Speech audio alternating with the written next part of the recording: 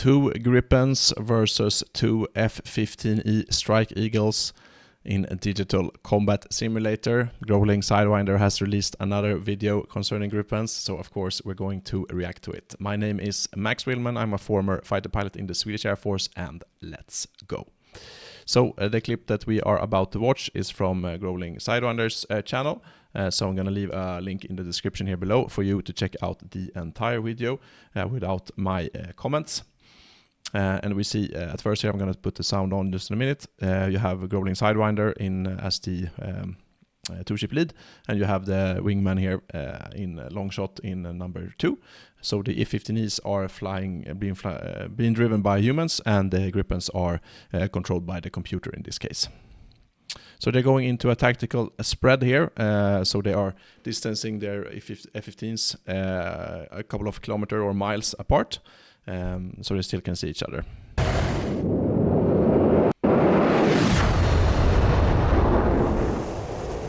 Hey, radar contact off the nose.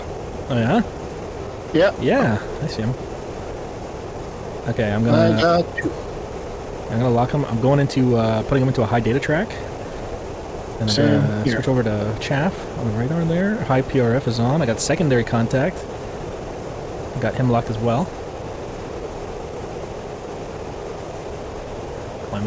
So what he was talking about there is that he had radar contact with 2 contacts, and he had decided to prioritize them, prioritize the 2 targets, which gives his radar he gives the orders to his radar basically to prioritize these targets and send more information, more of the radar's energy towards those targets to keep that position and that speed, altitude of those targets more updated.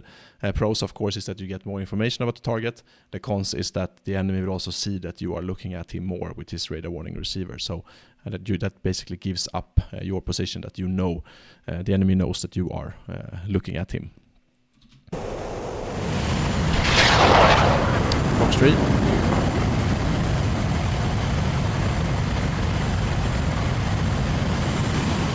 So the Gripen fired a missile there.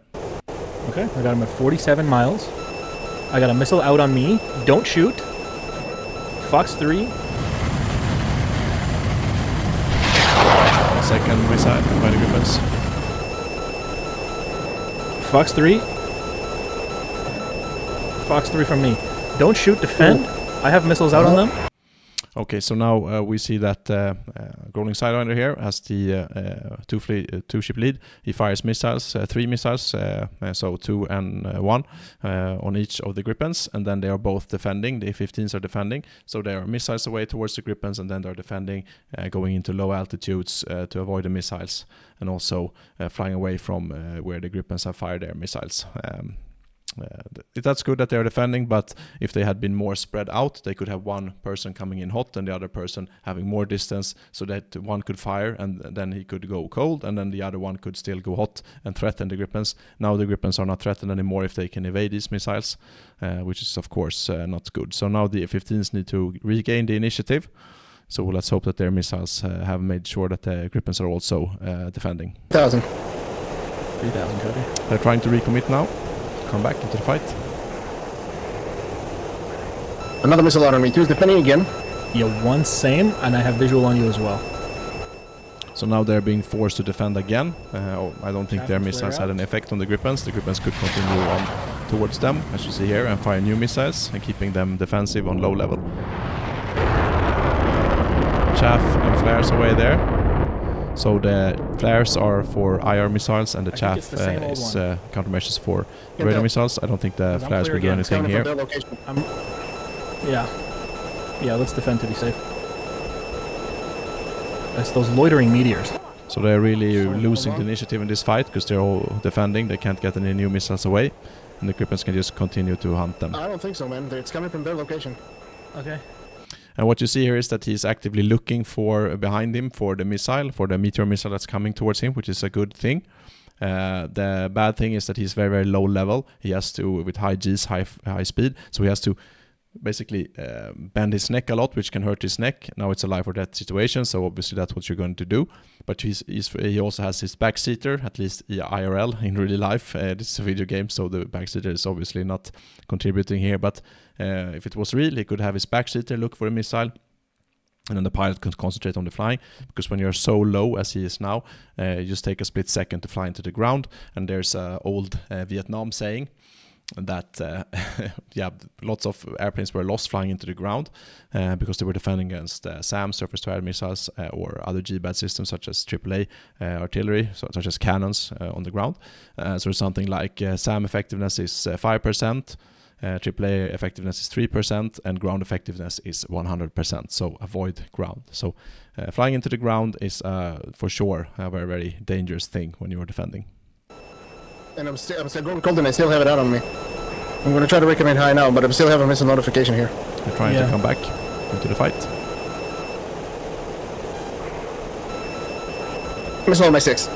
Tally, missile on my 6. Same. Oh, shit! Oh, what happened?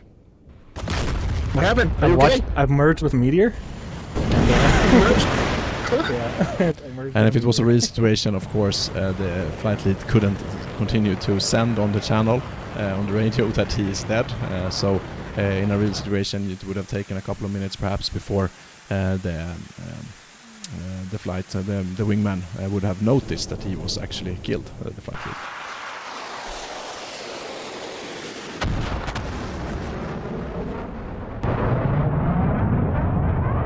Undefeated. I got two versus one. 2 more missiles out of me now from 2 different locations. 2 is defending. Are you alive? No, I'm so dead. Oh, you said you merged with the meteor. I thought you... How do you think a merge with a meteor plays out? Oh, just like that. I merged with a missile. Yeah, you merged with a meteor also. Yeah, so they were both shut down there in this round. So now let's go into the second round. I think they will switch up their tactics a little bit. Because they kept together all the time, basically. They were both threatened all the time. They couldn't regain the initiative. The Gripens could just continue on and to hunt them down. So let's see if they do better in round 2. We're gonna switch. Got it, so I'm opening up. Okay. So what they're doing now is they're splitting up a little bit. Not Grim Reapers. That's another channel. No, Rolling Sidewinder is making a 360 to get distance to his wingman. So that one comes in behind the other, and in that sense, the first one could shoot and then defend, and then the second one still can continue on and threaten the Gripens and fire missiles at them, and then defend, and then ideally the first one to shoot would be back into the fight. So range to target 59 miles. Probably a better tactic. Copy. Leader locked. Got him. I got him at 61 miles climbing.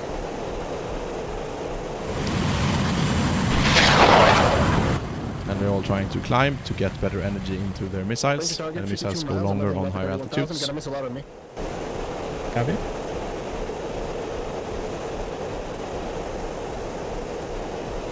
You can see the altitude here, 16,000 feet climbing, speed in knots up there. Full afterburner, 2 engines is of course better than 1.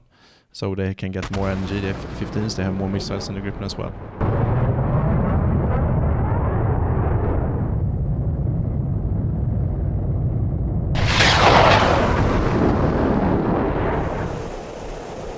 .44 miles, Fox 3 on number 1, and Fox 3 on number 2. So far the tactic is working. The wingman has shot missiles at both Gripens, and it looks like the Gripens are staying together. Okay, and now the wingman is defending, and then the second one can still continue hot. But it looks like he was also threatened by the wingman, so they should have perhaps had more distance between them. 40 miles, Fox 3. Fully switch. And Fox 3 on the wingman.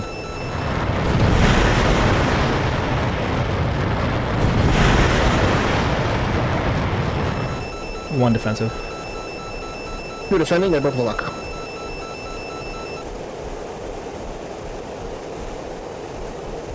Okay, I broke the lock. Off cold. And he meant broke the lock from the threat missile. But he didn't. I'm off cold 070. Copy, I'm off cold 020. So what they're trying to do now is to diverge a little bit, even though they're both threatened. So one is going 020 and one going 070, and while they are, so to say, spreading out, perhaps the Gripens will choose either of them, and then the other one can recommit and come back into the fight and threaten the Gripens. Because right now they're both cold again, which is not ideal. And they're dropping the tanks, and that of course gives him less drag and more ability to gain back his speed. You're recommending high. I can see the meteor missile following me. Oh, you go! I got it. I got him on my 6 as well.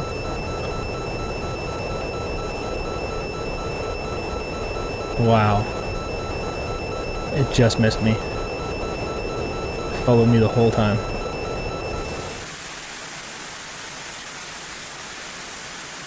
We should have done some S-turns here to bleed out energy even faster from the missile. Meteor.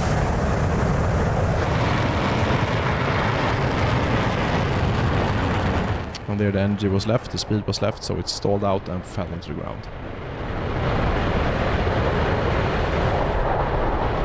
And that's the pro when you see the missile, is that you know when it's gone and you can come back into the fight. So you can use your backseater to look for that. Fox 3 at 24 miles, copy, you're dead. Copy, I'm dead. Copy. Copy, 2 dead. I'm defending. Yeah, good luck. And here is an interesting thing. If we take a look here at the screen, you can see a tower from a power line, a big power line in here as well. So you know that there are lines going between here, big steel cables that you don't want to fly into. And this is quite realistic, that usually you see the towers from the power lines, but you don't see the lines because they're too small to see until you're very, very close. And it looks like he's going straight into the power lines, which obviously would make him crash if it was for real. But I don't think that this game has that sort of dynamic. But there's been a lot of crashes because of this, actually. Yeah, straight into it. AMRAAM.